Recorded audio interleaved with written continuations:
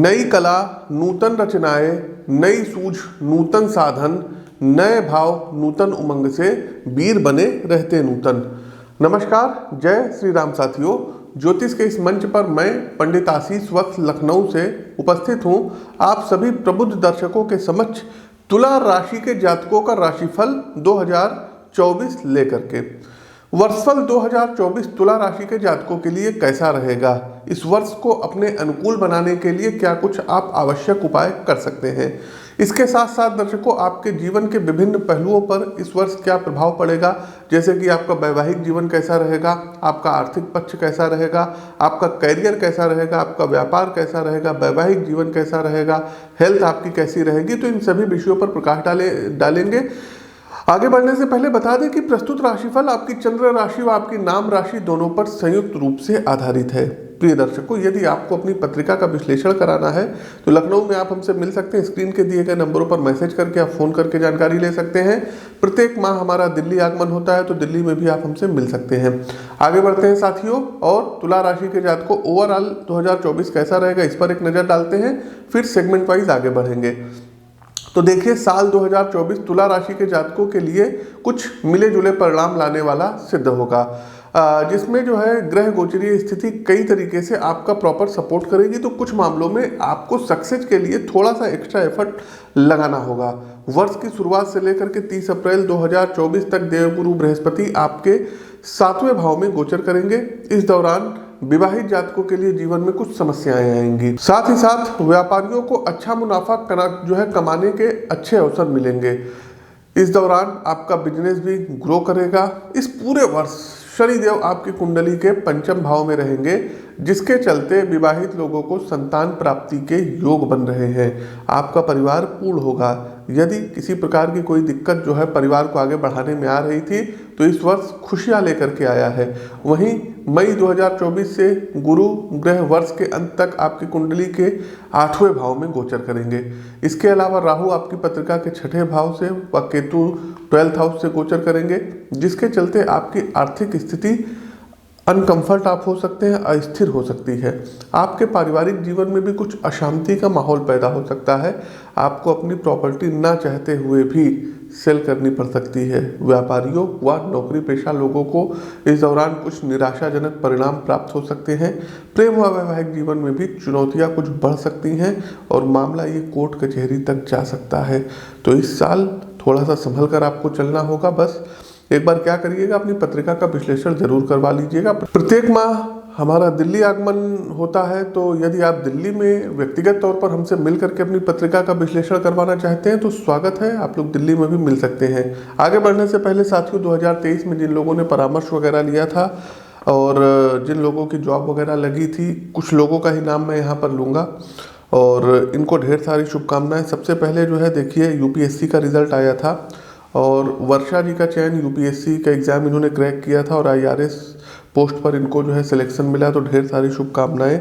इसके अलावा जो है शिवम प्रजापति यूपीएससी का इन्होंने भी एग्ज़ाम दिया था और आईईएस इंडियन इंजीनियरिंग सर्विस में इनकी 36वीं रैंक ऑल ओवर इंडिया आई थी, तो आपको भी शिवम ढेर सारी शुभकामनाएं।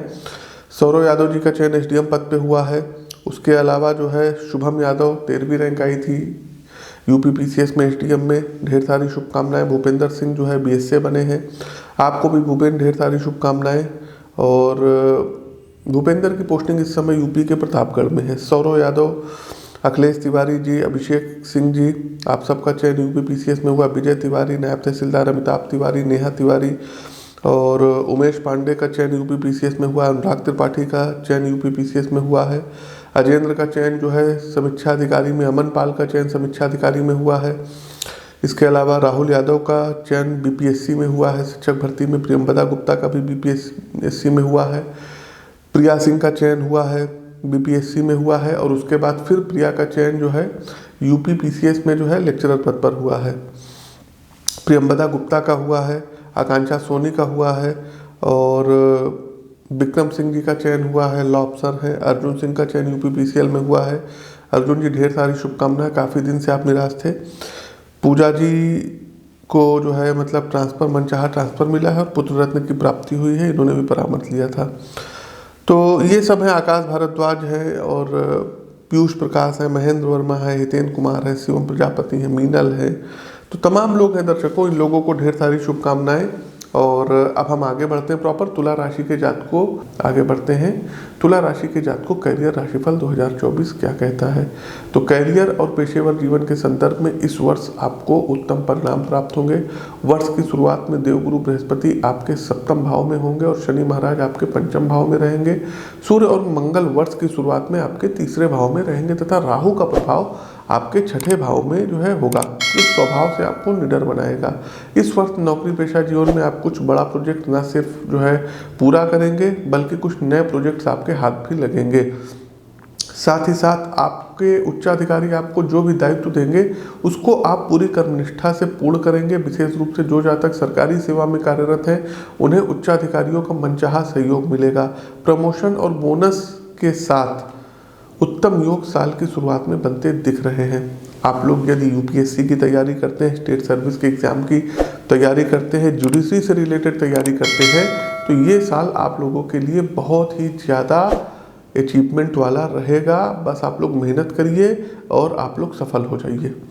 अब आते हैं कार्यक्रम का अंतिम पड़ाव आता है उपाय कि उपाय क्या करना होगा। तो सबसे पहले तुला राशि के जातकों आप मंत्र देख लीजिए। देवगुरु बृहस्पति का मंत्र है ओम ऐं क्लीं बृहस्पतये नमः। तुलसी की माला से प्रत्येक दिन 108 बार इस मंत्र का आपको जाप करना होगा। दूसरा साथियों, 7 गुरुवार आपको पीपल के वृक्ष पर पीला धागा 7 बार लपेटना है ओम नमो भगवते वासुदेवाय बोलते हुए और अपने मन में अपनी विशेष को आपको दोहराना है। ये आप शुक्ल पक्ष के प्रथम गुरुवार को करेंगे। तीसरा एक आप लोगों को जो है उपाय करना है, एक अपने जो है चूंकि आपकी तुला राशि है तो अपने राशि का रत्न पहन लीजिए। एक फायर ओपेल रत्न आता है, इसको चांदी में बनवा करके राइट हैंड की मध्यमा उंगली में मिडिल फिंगर में धारण कर लीजिएगा। कोई भी रत्न धारण करने से पहले एक बार अपनी पत्रिका का विश्लेषण जरूर करवाइएगा। साथ ही साथ दर्शकों आप लोग चाहें तो नीलम रत्न भी धारण कर सकते हैं। एक 14 मुखी रुद्राक्ष यदि आप लोग व्यापार करते हैं तो 14 मुखी और 1 मुखी रुद्राक्ष का संयोग जो है आप लोग जो है अपने गले में धारण कर सकते हैं। इसके अलावा वर्ष में 1 से 2 बार आप लोगों को रुद्राभिषेक कराना होगा और हो सके तो इस वर्ष आप लोग जाइए और रामेश्वरम तीर्थ जा करके आप लोग दर्शन कर लीजिएगा। तो ये कुछ उपाय हैं जिनको आप कर सकते हैं। कुछ चीज़ें हैं, छोटे छोटे टिप्स हैं, जैसे सुबह जब आप उठते हैं तो दोनों हथेलियों के दर्शन कर लिया करिए। क्राग्रे वस्ते लक्ष्मी कर मध्य सरस्वती कर मूले तो गोविंदा प्रभाते कर दर्शनम। इससे लक्ष्मी संबंधी जो है दिक्कत आ रही थी, अर्थ संबंधी जो भी दिक्कत आ रही थी, तो माँ लक्ष्मी की कृपा दृष्टि आप पर बनी रहेगी। दूसरा साथियों, आप लोगों को गुरुवार वाले दिन बेसन के लड्डू 200-250 ग्राम खरीद करके गाय को खिलाने होंगे। तो ये भी उपाय जो है अच्छा उपाय है, इसको भी आप कर सकते हैं। तो साथियों, अपनी वाणी को विराम देते हुए ज्योतिष के इस मंच से मैं पंडित आशीष वत्स आप सभी प्रबुद्ध साथियों से विदा लेता हूँ। नमस्कार, राम राम।